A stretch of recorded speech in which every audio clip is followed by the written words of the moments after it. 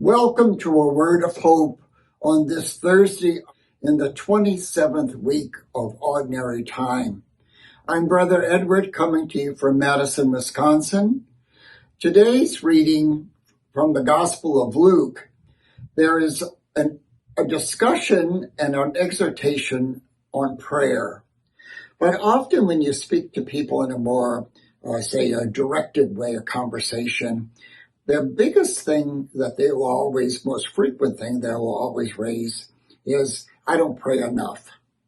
And when I listen to them and they tell me about their prayer life, I have to say, I don't have that impression. I think they pray a lot.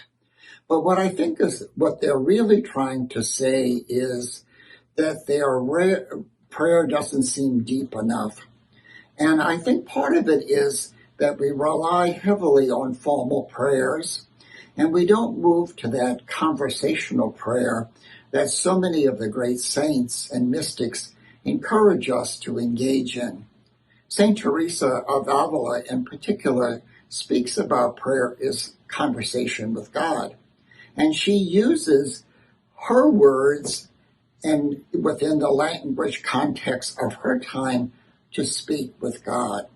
Some of her insights in her conversations with God can encourage all of us. One story in particular that I like about St. Teresa of Avila, when she's going about Spain trying to reform the various convents of the Carmelite nuns, she's on her journey, and the wagon that she's traveling in breaks a wheel. And so there's a lot of struggle to lift the wagon and put a new wheel on and things like that. And in her frustration in her conversation with God, she says, if you really want me to reform the order, why do you make it so difficult for me?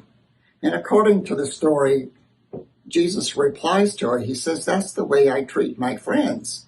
And Teresa, with a bit of humor in her words, says, no wonder you have so few friends.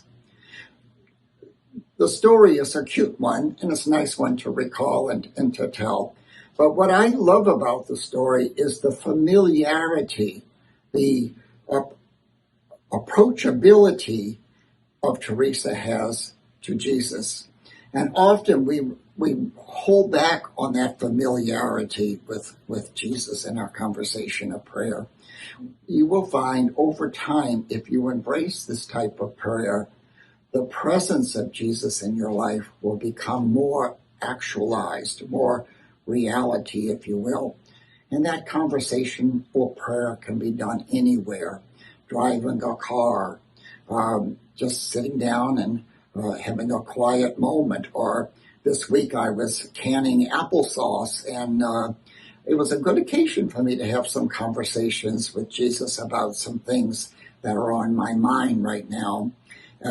Including that I hope that applesauce was made right and I wouldn't poison the friars when they ate it.